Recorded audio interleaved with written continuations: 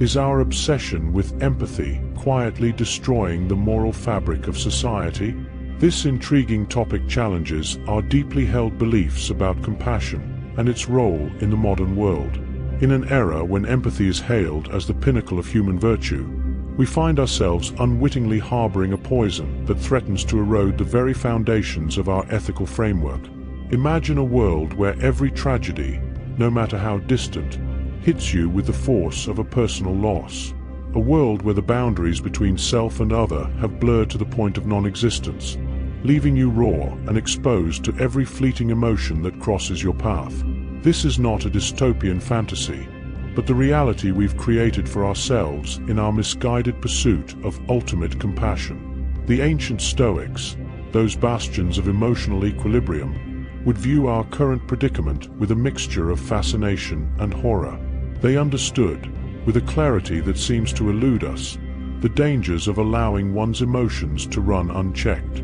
Zeno of Citium, the founder of Stoicism, taught that the path to true happiness lies not in feeling everything deeply, but in cultivating a state of apatheia, a calm detachment from the tumultuous sea of emotions that threatens to drown us. Yet here we stand, a society that has elevated empathy to the status of a cult. We wear our emotional sensitivity like a badge of honor, competing in an endless Olympics of compassion. But what if this race has no finish line? What if, in our desperate attempts to feel everything, we've lost the ability to feel anything at all? Consider the paradox at the heart of our empathetic impulses. We pride ourselves on our ability to share in the joys and sorrows of others, to walk a mile in their shoes.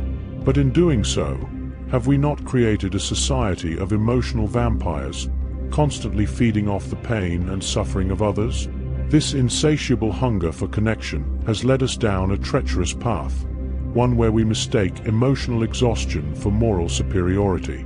The Stoic philosopher Epictetus, a man who knew true suffering as a former slave, warned us that it is not events themselves that disturb us, but rather our judgments about them.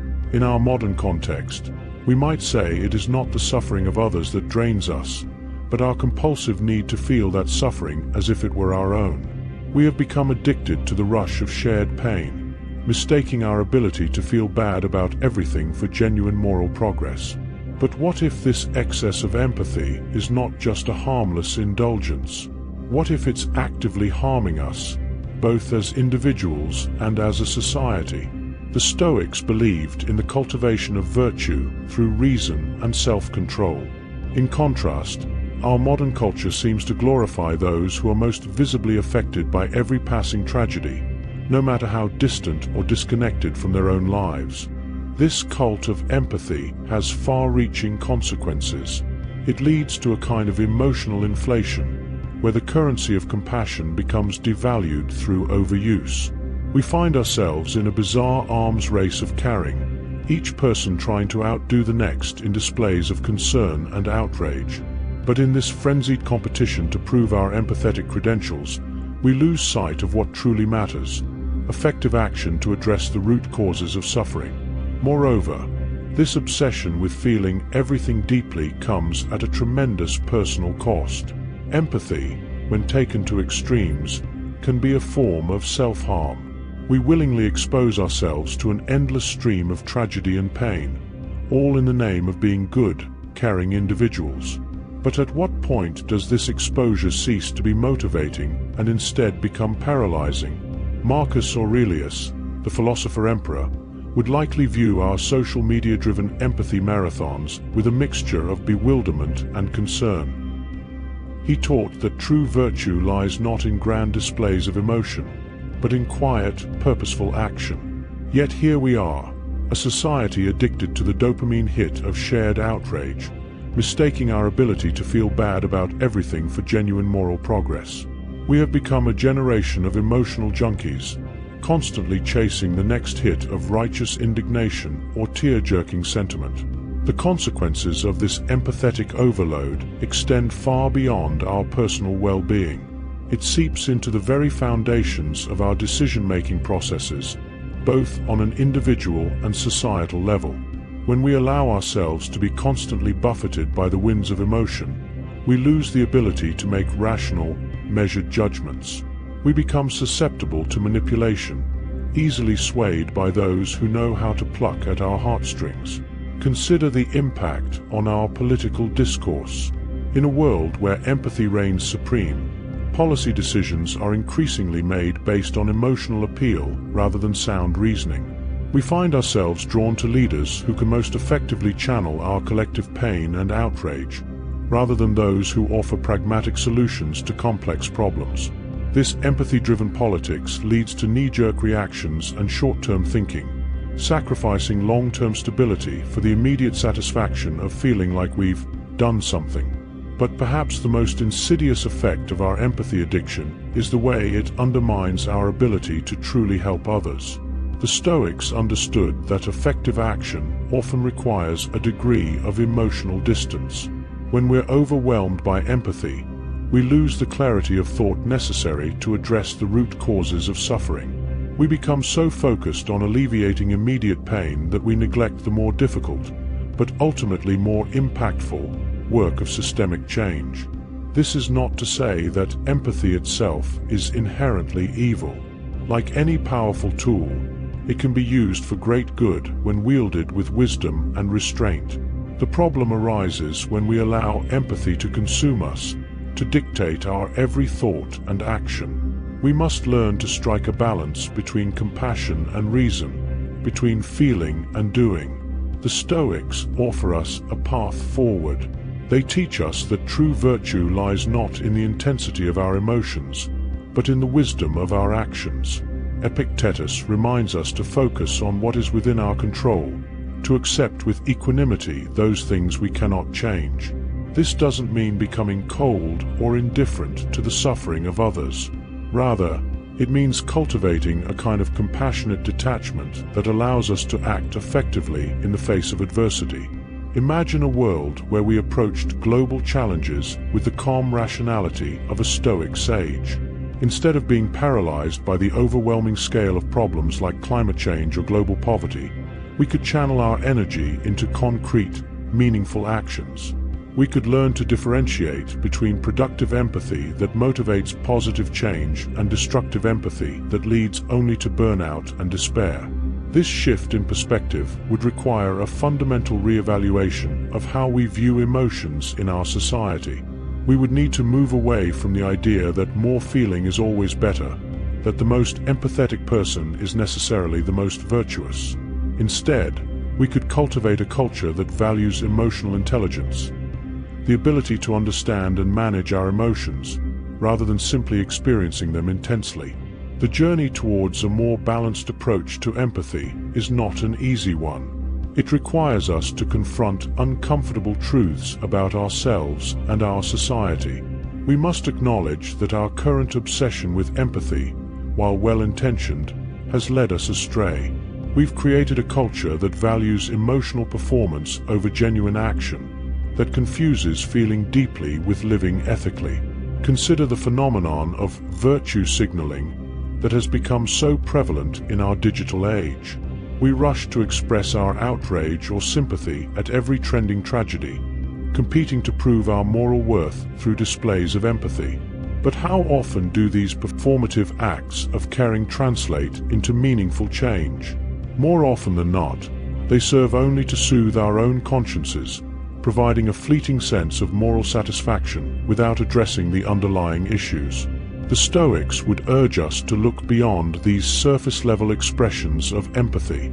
Seneca, in his letters to Lucilius, emphasized the importance of living in accordance with nature and reason. He would likely view our current empathy addiction as a form of self-indulgence, a way of avoiding the hard work of true virtue. Instead of constantly reacting to external stimuli, Seneca would advise us to turn inward, to cultivate a sense of inner peace and purpose that can withstand the tumultuous emotions of the world around us. This is not to say that we should become callous or indifferent to the suffering of others.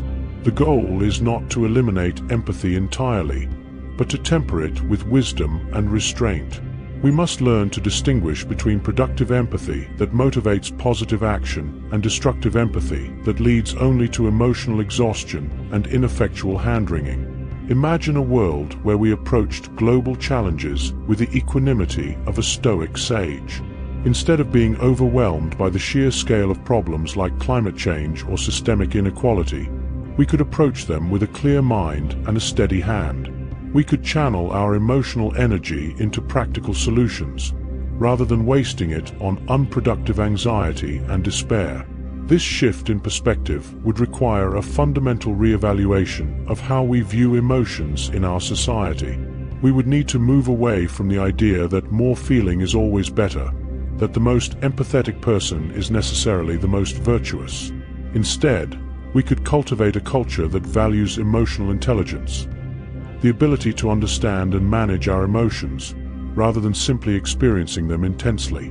But how do we begin this transformation? How do we wean ourselves off the addictive high of excessive empathy and move towards a more balanced approach? The answer, as the Stoics would tell us, lies in practice and self-discipline. We must train ourselves to pause before reacting emotionally to every piece of news or social media post. We must learn to question our impulses, to ask ourselves whether our empathetic response is truly helpful or merely self-indulgent. This process of emotional self-regulation is not about suppressing our feelings, but about channeling them more effectively. It's about developing the wisdom to know when empathy is called for and when it might be counterproductive. It's about recognizing that sometimes the most compassionate action we can take is to maintain our own emotional equilibrium in the face of chaos and suffering. As we navigate this path towards a more balanced approach to empathy, we must also confront the societal structures that have enabled and encouraged our current state of emotional excess. Our media landscape, driven by clicks and engagement, has a vested interest in keeping us in a constant state of emotional arousal. Social media platforms are designed to amplify our emotional responses, creating echo chambers of shared outrage and sympathy that reinforce our worst tendencies.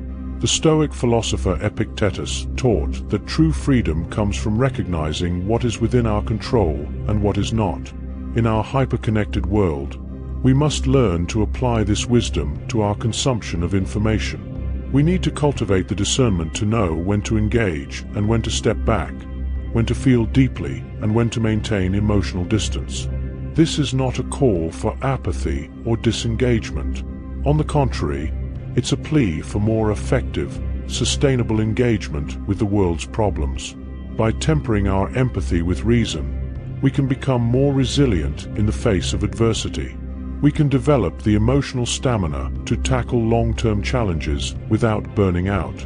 We can learn to direct our compassion in ways that create real, lasting change rather than simply alleviating our own guilt or discomfort. Consider the potential impact of this shift in perspective on our personal relationships. How many of us have experienced the phenomenon of compassion fatigue in our interactions with friends and loved ones? We exhaust ourselves trying to shoulder the emotional burdens of everyone around us, leaving us depleted and resentful. A more stoic approach to empathy would allow us to maintain healthy boundaries while still offering genuine support and understanding. In our professional lives, too, a more balanced approach to empathy could yield significant benefits. Leaders who can maintain emotional equilibrium in the face of challenges are better equipped to make sound decisions and guide their teams through difficult times. Healthcare professionals who can balance compassion with emotional detachment are less likely to experience burnout and more able to provide consistent, high-quality care. As we move towards this new paradigm of empathy, we must be prepared for resistance. Our culture has become so deeply invested in the idea of unbridled empathy as a moral good that any suggestion of restraint may be met with skepticism or outright hostility. We may be accused of coldness or lack of compassion, but we must stand firm in the knowledge that true virtue lies not in how intensely we feel, but in how wisely we act. The path forward requires courage and commitment. It demands that we question our deeply held beliefs about what it means to be a good person, a caring friend, a responsible citizen. It challenges us to find new ways of connecting with others and engaging with a world that don't depend on constant emotional stimulation. As we conclude this exploration of excessive empathy, let us remember the words of Marcus Aurelius: "You have power over your mind, not outside events." Realize this, and you will find strength. In a world that seems determined to overwhelm us with tragedy and turmoil, we have the power to choose how we respond. We can choose to be swept away by every emotional current, or we can learn to navigate the waters with wisdom and grace. The choice is ours. We can continue down the path of excessive empathy, allowing ourselves to be consumed by the pain and suffering of the world. Or we can embrace a more balanced approach, one that allows us to feel deeply when appropriate, but also gives us the strength and clarity to act effectively. In doing so, we may find that we are not only happier and more resilient as individuals, but also more capable of creating positive change in the world around us. As we face the challenges of the future, let us carry with us the wisdom of the Stoics. Let us cultivate the courage to feel without being overwhelmed, to care without losing ourselves. In doing so, we may yet find a way to harness the power of empathy without falling victim to its excesses. And in that balance, we may discover a new kind of strength, one that allows us to truly make a difference in a world that so desperately needs it.